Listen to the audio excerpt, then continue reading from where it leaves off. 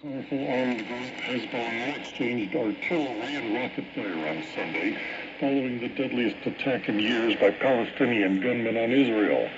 On Saturday, a multi-pronged attack by Palestinian gunmen on Israel towns left 500 Israelis dead, and as we hear from Reuters correspondent Lucy Fielder, with more than 300 Palestinians killed in Israel's retaliatory bombardment. Overnight, Israeli airstrikes have pounded housing blocks, tunnels and homes of Hamas officials in Gaza, killing more than 300 people, including at least 20 children. This resident was at evening prayers and says the mosque was struck without warning. On Saturday, Hamas fighters rampaged through Israeli towns, killing hundreds of people. In southern Israel, gunmen were still fighting Israeli security forces in several places. 24 hours later, more rockets were fired from Gaza. Reuters correspondent Lucy Fielder, who says Israel was caught completely off guard by Hamas's assault in what some now see as one of the worst intelligence failures in its history.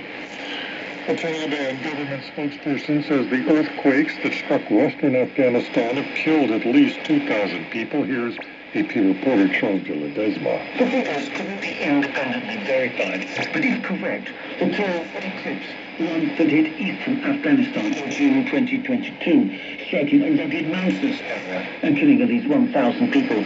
Saturday's magnitude 6.3 quake hit a far more densely populated area near Afghanistan's fourth largest city, Herat, followed by strong aftershocks. People have been attempting to dig out the dead engine with their hands, clambering over rocks and debris. I'm Charles de Ledesma. This is VOA News. Turkish authorities say they've captured more than 2,500 fugitives as part of a nationwide counter-terrorism operation launched after Kurdish militants detonated a bomb in government buildings in Ankara a week ago. The Kurdistan Workers' Party militia claimed responsibility for last Sunday's bombing, which wounded 2 police officers and killed the 2 attackers. Spain's right-wing leaders lambasted plans to grant Catalan separatists an amnesty in exchange for supporting a new left-wing government at a Barcelona rally Sunday that drew tens of thousands. King Felipe VI charged Prime Minister Pedro Sanchez this week with forming a new government for which he needs crucial support from the hardline Catalan separatist party. In exchange, the party has demanded an amnesty for those facing legal action over Catalonia's failed 2017 independence bid, which triggered Spain's worst political crisis in decades. The proposal has enraged the right, which says amnesty cannot be used as a bargaining chip for Sanchez to remain in power. The president-designate of the COP28 climate summit to be held in the United Arab Emirates later this year, Sultan Al-Jaber said on Sunday that adaptation must be front and center of the climate agenda. We live in a region of extreme heat, water scarcity, and food insecurity.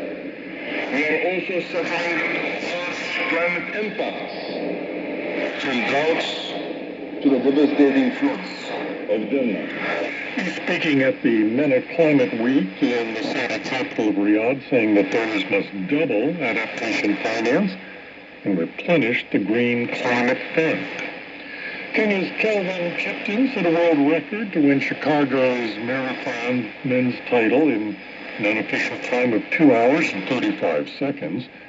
The 23-year-old shattered the old world record of 2 hours, 1 minute, and 9 seconds, set by Kenya's Eliud Kipchoge to win the 2022 Berlin Marathon. It was Kipton's 3rd victory in 3 starts over the 26.2-mile distance he won on his debut last December at Valencia, then again at the London Marathon in April. Said he was very happy. More news on our website, voanews.com. I'm Scott Wasserman, VOA News.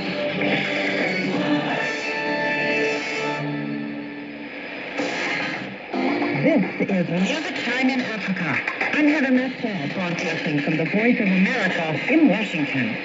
Hello. It is great to have you on. Today I've got an especially smooth playlist. Lots of Afrobeats and Afro-pop tunes that, according to the popular streaming service Spotify, are the most pleasing to African Gen Zers. We're also going to listen to other amazing music too, different styles, current songs from Zimbabwe, DRC, Ethiopia, Lebanon, and Ghana. And I have a few classics for you from Tanzania and Norway.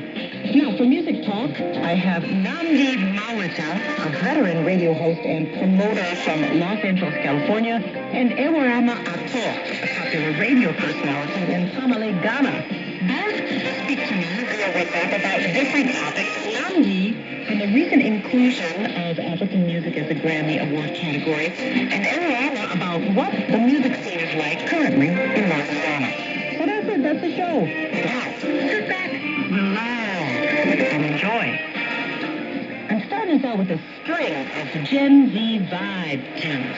That Spotify research I mentioned says that African Gen Zers, those are people between the age of 9 and 24, love mellow, sad, introspective songs. So, we're starting with this one by Nigeria's Omale. It's called So-So, and he wrote it when he went through a lot of serious depression, even, he says, to the point of contemplating suicide.